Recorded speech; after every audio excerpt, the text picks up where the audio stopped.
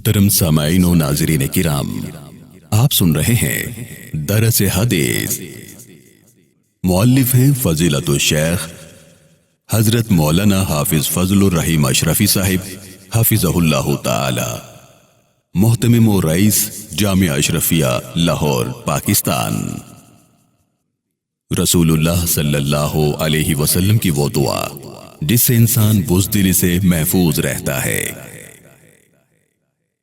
عن انس قال كان النبي صلى الله عليه وسلم يقول اللهم إني أعوذ بك من الهم والحزن والعجز والكسل والجبن والبخل وضلع الدين وغلبة الرجال، رواہ البخاری ومسلم۔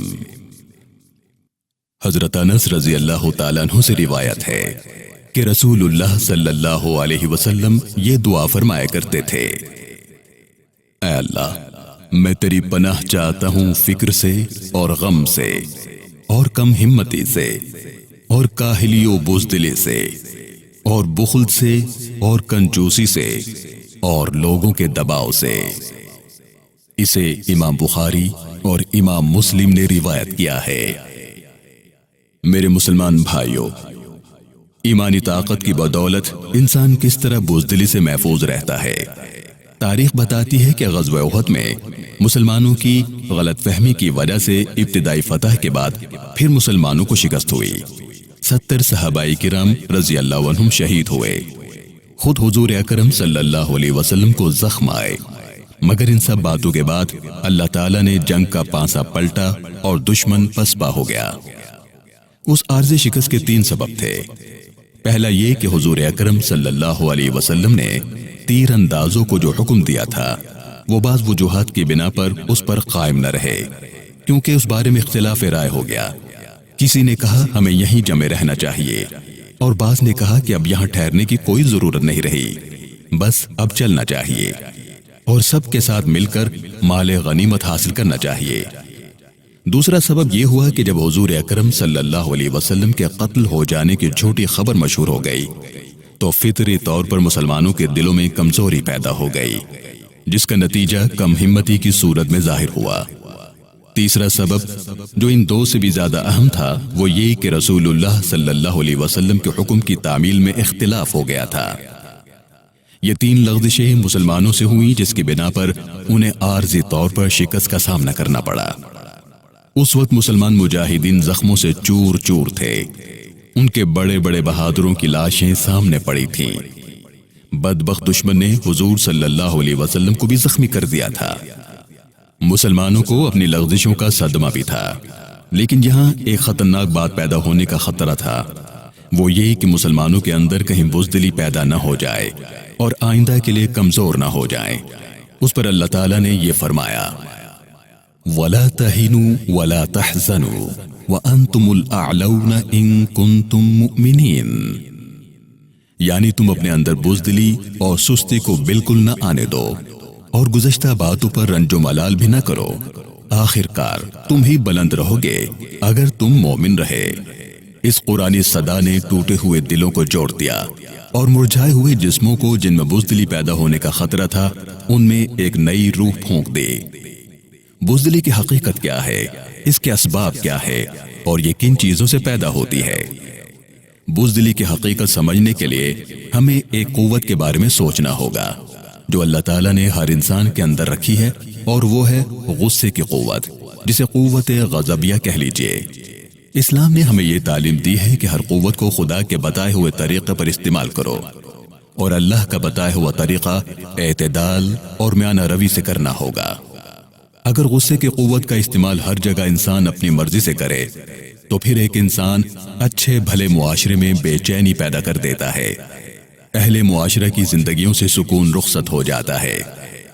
دوسری طرف وہ شخص دنیا اور آخرت میں اپنے لیے سزاؤں کے انبار لگا لیتا ہے۔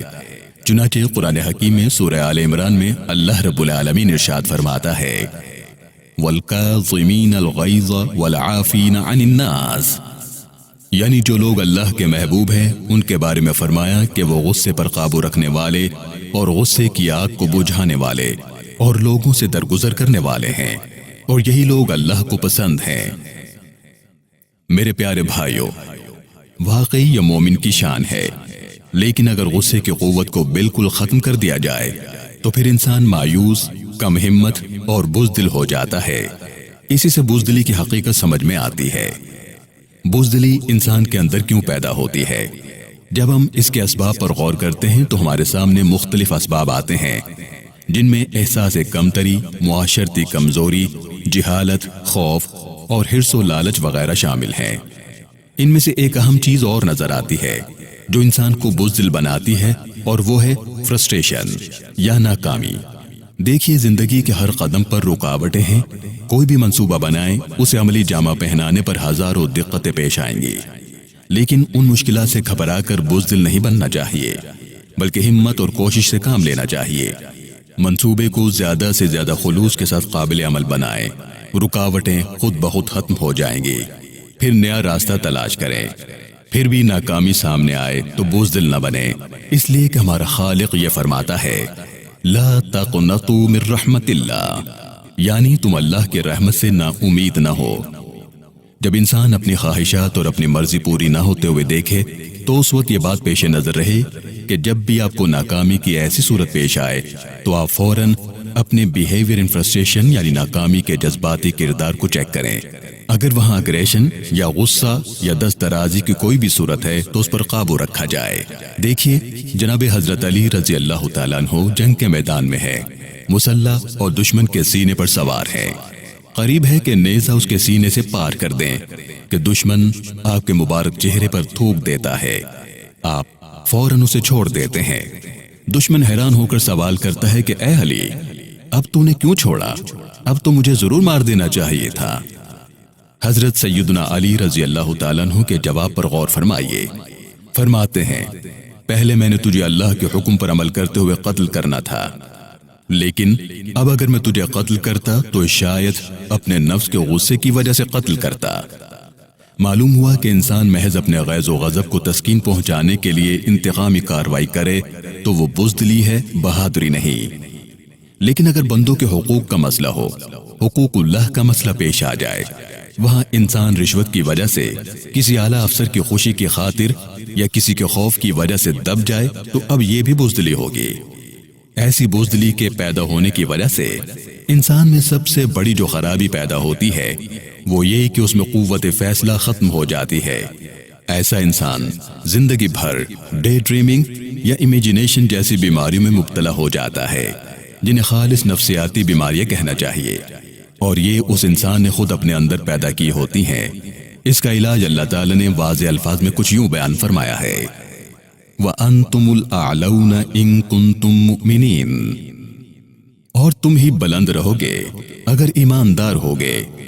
جہاں ایمان کی طاقت ختم ہوگی وہاں بزدلی جنم لے گی، اور جب انسان ایمان اپنے اندر پختہ کر لیتا ہے اور اس کے تمام لوازمات کو پورا کرتا ہے، ان پر ثابت قدم رہتا ہے، تو پھر اللہ یوں فرماتا ہے، إِنَّ الَّذِينَ قَالُوا رَبُّنَا اللَّهُ ثُمَّ اسْتَقَامُوا تَتَنَزَّلُ عَلَيْهِمُ الْمَلَائِكَةُ أَلَّا تَخَافُوا وَلَا تَحْزَنُوا، یعنی جو لوگ یہ کہہ دیں کہ ہمارا رب پالنے والا اللہ ہے، پھر اس پر ثابت قدم رہیں تو فرشتے اس پر نازل ہوتے ہیں تاکہ وہ نہ ڈریں نہ غمگین ہوں۔ لہٰذا اگر ہمارا ایمان ہے تو یقین جانیے کہ ہمارے نزدیک بزدلی پر بھی نہیں مار سکتی، اور بزدلی تو ایسی بری چیز ہے کہ آقا دو عالم صلی اللہ علیہ وسلم نے تو یہاں تک فرمایا، اللہم انی اعوذ بک من الجبن، یعنی اے اللہ میں بزدلی کے بارے میں تجھ سے پناہ مانگتا ہوں۔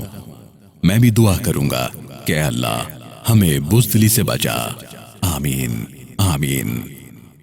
وآخر دعوانا ان الحمد للہ رب العالمین۔